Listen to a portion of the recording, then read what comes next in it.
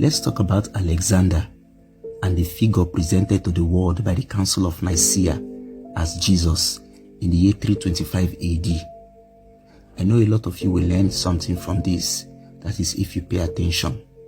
And I'm also aware that we are in the festive period of holiday celebration party, but knowledge is very imperative. So if you are seeing this video on your FYP anywhere, pay attention and listen. Now, Alexander the Great was a man who became the greatest conqueror in Western European history. He was the son of Philip of Macedonia. And one day, this Greek boy conquered Kemet, which is the ancient name for Egypt, the first civilized place before Sumeria. Why did I say so?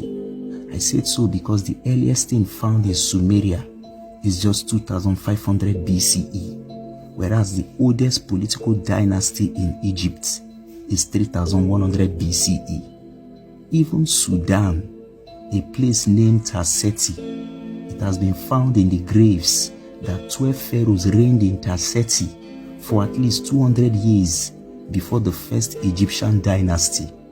This means that even Tarseti in Sudan was the first civilized place before Egypt and Sumeria. Now, for one to be a pharaoh in Kemet and exercise real political and pharaonic power, one must seek the blessings of Amen-Ra, the Egyptian sun god, and one must also seek the blessings of Mahat, the Egyptian goddess of order, balance, and justice. Now, when Alexander visited the oracle of Amun, that is the sun god, the same day he conquered Egypt, he needed Amen-Ra to confirm him as one of the pharaohs of Egypt.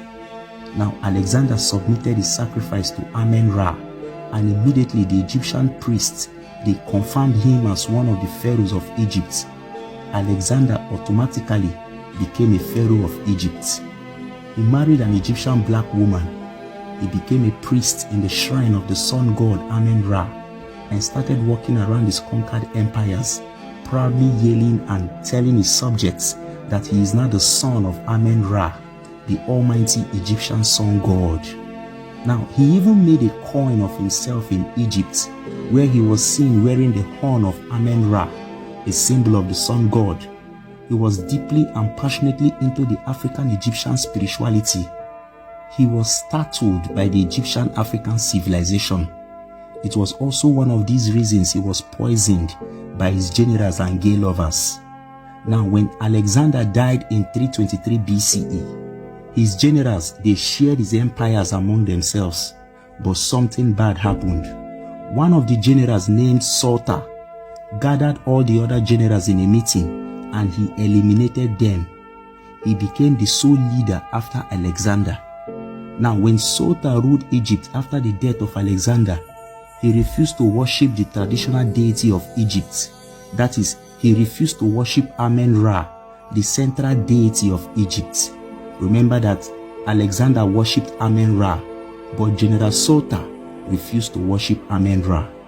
Now, instead, to have a legitimate recognition from the African Egyptians, that is for the Egyptians to recognize General Sultan as a pharaoh of Egypt, General Sultan called all the Egyptian priests to create for him a different god figure with an European face.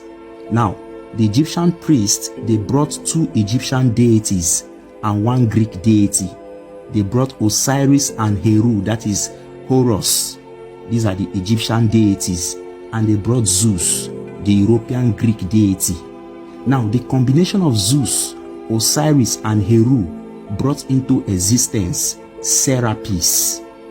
Serapis was the deity that was created in Egypt by the Egyptian priests. General Sultan, who started the first Ptolemy dynasty in Egypt, was now under the divine guidance of Serapis. And this was the way he became legitimate in the eyes of all the Egyptians. Now, Serapis became the new god, and those Egyptian priests who made the combination possible and created this new deity known as Serapis became the followers of Serapis. They were the ones who started teaching and converting African Egyptians to the worship of Serapis, which directly gives legitimacy to General Sultan. who was the first Ptolemy dynastic ruler in Egypt. It was the followers of Serapis in Egypt who started the first Coptic church. Are you aware of this? And it was Serapis that was voted as Jesus the Christ by the Council of Nicaea in the year 325 AD under the authority of Emperor Constantine. Now, the Africans who attended the Council of Nicaea opposed the decision of the council because the Africans were aware of how Serapis came into existence in Egypt. In fact, the word Jesus is coined from the name Zeus, and Zeus is one of the deities used in creating Serapis. And this is what the Catholic Church will not present to the world. This is the story they will not tell the world. And it was in the Council of Nicaea, the Catholic Church under the Council of Nicaea presented Serapis as Jesus. The Africans in the Council of Nicaea rejected the Nicene Creed and the idea of the Holy Trinity. They rejected Serapis as Jesus. It was at this moment Emperor Constantine ordered the total elimination of these African priests who refused to accept the